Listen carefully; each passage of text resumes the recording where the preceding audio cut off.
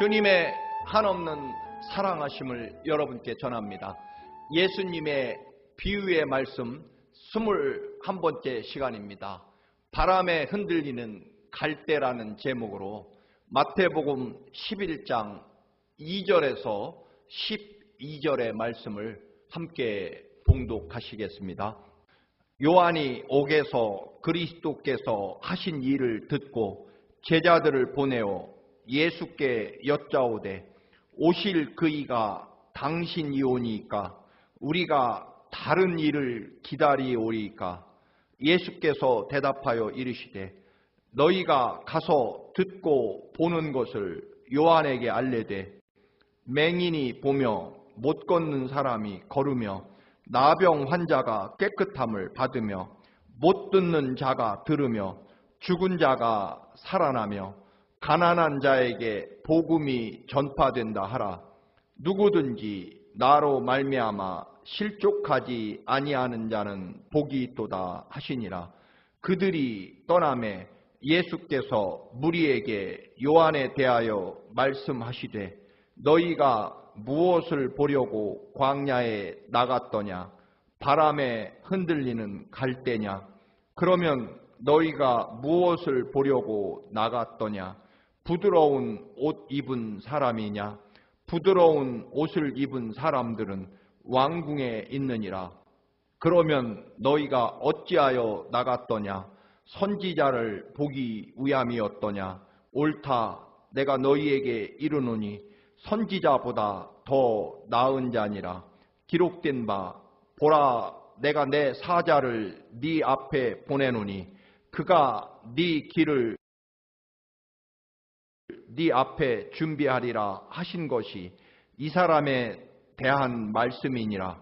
내가 진실로 너희에게 말하노니 여자가 낳은 자 중에 세례 요한보다 큰 이가 일어남이 없도다. 그러나 천국에서는 극히 작은 자라도 그보다 크니라. 세례 요한의 때부터 지금까지 천국은 침노를 당하나니 침노하는 자는 빼앗느니라. 아멘. 오늘 말씀은 세례 요한에 관한 그런 내용과 또 비유의 말씀입니다. 세례 요한은 예수님에게 공생의 활동을 시작하게 하고 예수님에게 하나님의 아들임을 선포하고 그리고 세례를 준 그런 요한입니다.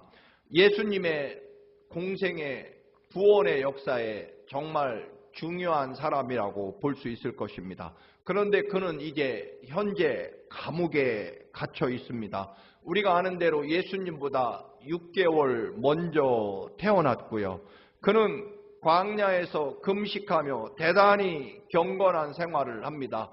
메뚜기와 야생 꿀을 먹고 가죽으로 옷을 입으면서 철저하게 경건하고 그리고 금식하면서 하나님 나라를 광야에서 선포합니다. 그가 외친 하나님 나라 말씀은 당연히 회개하라, 천국이 가까웠다. 그리고 도끼가 이미 나무 뿌리에 놓여 있다. 반드시 모든 사람들은 반드시 회개해야 된다. 심판이 가까웠기 때문이라고 선포하게 됩니다. 그는 그 시대에 정말 위대한 스승 혹은 선지자로서 이스라엘 백성 전체에게 존경을 받는 그런 예언자였습니다. 예수님도 세례 요한이 이제까지 여인들이 낳은 사람 중에 가장 위대한 자라고 그렇게 그의 위대한 삶을 인정해 주셨습니다. 그런데 세례 요한은 헤롯 왕의 악행, 즉 자기 동생을 죽이고 동생의 아내를 가로챈 그 엄청난 악행을 세례 요한이 비판하다가 결국 감옥에 갇히게 됩니다. 아마도 꽤 오랫동안 감옥에 갇혀 있으면서 예수님이 이제 공생의 활동을 하시면서 하나님 나라를 전파하고 그리고 엄청난 그런 기적과 권세를 행한다는 소식을 세례 요한이 제자들을 통해서 감옥 안에서 들었을 것입니다. 그런데 세례 요한의 삶은, 즉 감옥에 갇혀 있는 삶은 전혀 변화가 일어나지 않았습니다.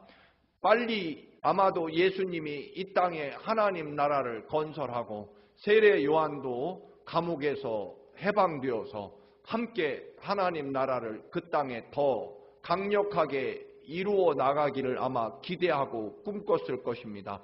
그런데 세례 요한이 감옥에 오래 갇혀 있었어도 소문만 요란했지 실제로 자신의 삶에, 감옥 안에 있는 삶에 어떤 변화도 없게 됩니다. 그래서 아마 세례 요한은 의심이 들었을 것이고, 또 감옥 안에 꽤 오래 있다 보니 세례 요한을 따르던 제자들과 수많은 그런 세례 요한을 존경하던 사람들이 예수님에게 다 점점 쏠리게 되고, 세례 요한은 어떤 면으로 잊혀져 가는 그런 쓸쓸함과 외로움, 거기에 정말 예수 그리스도가 진짜 하나님의 아들이고 메시아일까 하는 그런 의심, 인간적인 의심이 생길 수밖에 없었습니다. 그래서 세례 요한이 다시 한번 자기 제자들을 예수님에게 보내서 오실 이가, 즉 이 땅을 구원할 메시아가 당신이 맞습니까?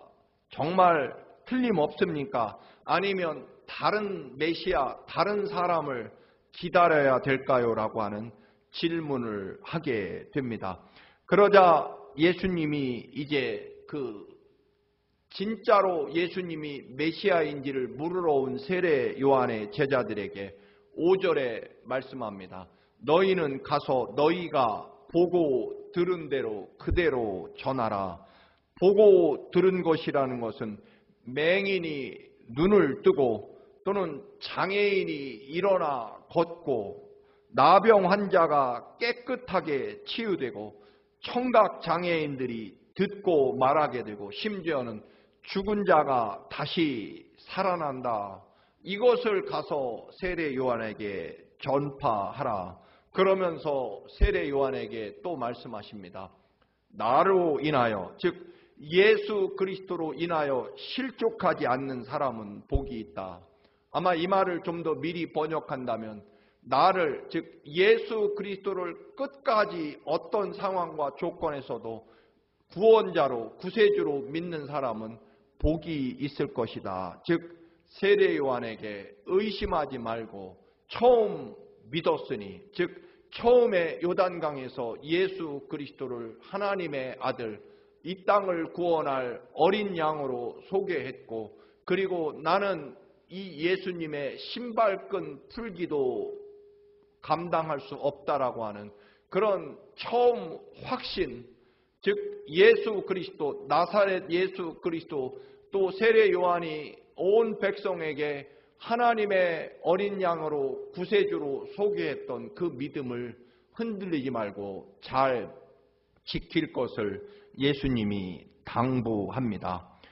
이제 그전에도 예수 그리스도를 자기가 가장 먼저 알아보고 메시아로 오셨고 신발끈 풀어드리기도 자기는 자격이 없다라고 외쳤던 그 믿음이 감옥에 갇혔다고 해서, 또 내가 원하는 대로 세상이 변하거나 바뀌지 않는다고 해서 이제 와서 그 믿음이 흔들리느냐라고 하는 그런 책망과 심판일 것입니다.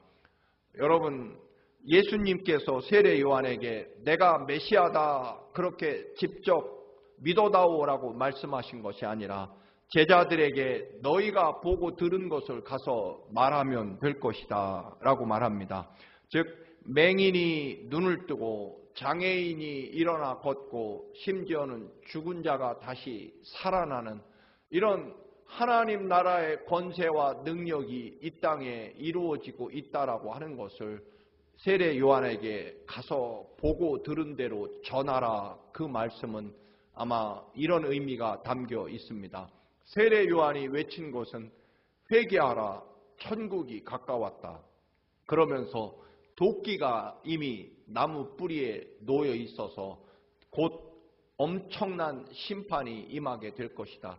회개한 사람은 구원을 받을 것이지만 그렇지 않으면 어마어마한 심판을 받게 되고 멸망을 당할 것이라는 그런 심판의 예언을 세례 요한이 선포하며 회개를 촉구하게 되고 임박한 그런 심판에 대해서 외쳤습니다. 물론 강력한 회개를 촉구하기 위한 그런 예언이었을 것입니다.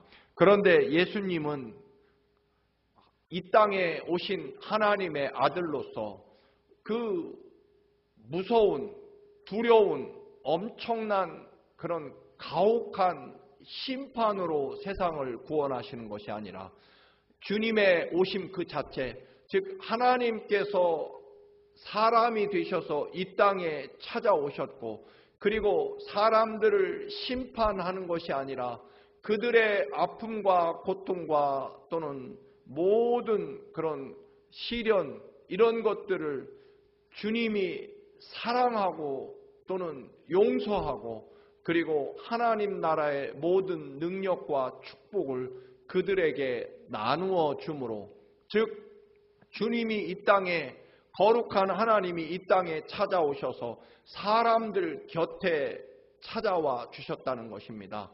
즉 너희가 회개하고 심판을 면하고 하나님 곁으로 회개하고 돌아오라 그렇게 외치는 세례 요한의 복음이 아니라 예수님은 친히 죄인들 곁으로 찾아오셔서 그들에게 죄를 묻지 않고 오히려 사랑과 은혜로, 그래서 맹인의 눈을 뜨게 하고 그리고 지체 장애인들을 일어나 걷게 해주고 그들의 가혹하고 처절한 고난의 삶에 하나님의 자비와 사랑과 은혜와 축복으로, 즉 무서운 차갑고 강력한 바람으로 그들을 변화시키는 것이 아니라 따스한 햇빛과 사랑으로 그들의 마음과 굳어진 심령을 녹이는 그런 방법으로 하나님 나라와 그리고 구원을 이루시겠다라고 하는 것입니다.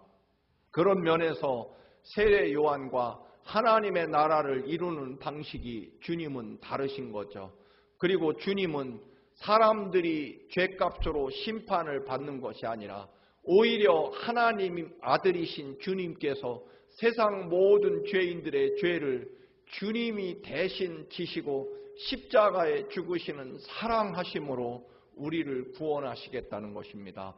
바로 세례 요한에게 너는 하나님 나라의 그런 엄격하고 무서운 심판으로 세상 사람들에게 회개하지 않으면 지옥에 갈 것이다라고 심판을 선포하고 회개해야 된다라고 외쳤지만, 나는 하나님이 얼마나 이들을 사랑하고 계신지 그리고 이들이 심판받지 못하도록 그들의 죄를 예수님이 대신 담당하시고 그들의 고난과 시련의 삶에 하나님 나라의 그 따스한 사랑과 은혜와 축복과 능력으로 그들을 구원하시고 하나님 곁으로 불러주시기 위해서 이 땅에 오셨다라고 하는 것입니다. 그래서 어떤 경우에도, 즉 세례 요한은 이스라엘 백성들이 빨리 자기의 선포한 심판의 예언을 듣고 모조리 다 회개하고 하나님의 나라로 돌아오도록 그런 외침으로 그리고 그런 변화를 기대했지만, 예수님이 이루시는 하나님의 나라에 대한 그런 복음은 세례 요한이 외쳤던 것과 같지 않고, 그리고 오히려 주님이 선포하신 것은 심판이 아니라 사랑과 용서와 은혜였기 때문에 세례 요한의 메시지와 좀 다른 거죠. 그래서 세례 요한이 예수님에게 가서 묻는 것입니다.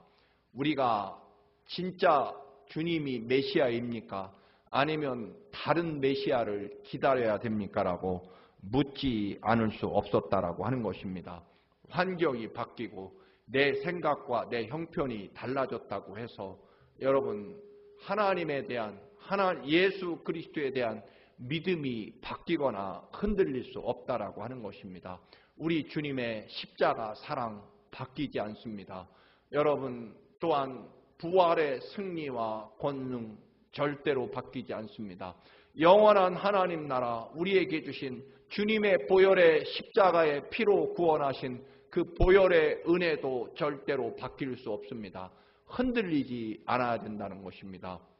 환경이, 조건이 바뀌었다고 해서, 또는 우리가 이 코로나19의 어려운 시절을 살아간다고 해서, 혹은 대통령이 바뀌었다고 해서 여러분 내가 좋아하고 내가 의지하는 것들이 사라졌다고 해서 여러분 주님이 우리를 사랑하시는 사랑이 바뀔 수 없고, 또한 우리가 주님을 바라보는 십자가와 부활과 영원한 하나님 나라 영생의 소망이 흔들릴 수 없다라고 하는 것입니다. 왜냐하면 하나님이 바뀌지 않기 때문입니다. 토마스 캠피스라는 사람은 말합니다. 나는 다른 어떤 소원도 없습니다. 오직 예수님만 계시면 됩니다. 내가 네게 무엇을 줄꼬라고 주님이 물으실 때 저는 아무것도 필요 없습니다. 오직 주님만 필요합니다라고 고백했다는 유명한 고백이 있습니다. 그러면서 이제 예수님은 오히려 제자들에게 묻습니다. 너희는 세례 요한의 광야에서 외칠 때 그 광야에 갔었을 텐데 거기서 도대체 무엇을 보고 배웠느냐라고 질문하십니다. 바람에 흔들리는 갈대를 보고 왔느냐. 갈대라고 하는 것은 정말 약하고 평범한 그런 존재를 의미할 것입니다. 또 부드러운 옷, 그것은 반대로 최고급, 최고 그런 상위권, 상위 그룹을 의미할 것입니다. 그런데 이 제자들이 가서 하나님 나라의 본질, 진정한 의미를 보고 온 것이 아니라 엄청나게 몰려든 사람들, 그 사람들의 숫자를 세거나 혹은 그 사람들 틈에서 입고 있는 옷이 얼마나 좋은 옷인지, 최신 유행하는 패션은 무엇인지, 또는 누가 어떤 명품 옷을 입고 있었는지 그런 것들을 보러 갔느냐, 혹은 바람에 흔들리는 그런 갈대 풍경을 보러 갔었느냐? 아니다라고 하는 것이죠. 여러분, 그것은 오늘 이 시대에 우리에게도 마찬가지입니다. 우리가 주님 앞에 나오는 이유는 무엇이냐라고 하는 것입니다.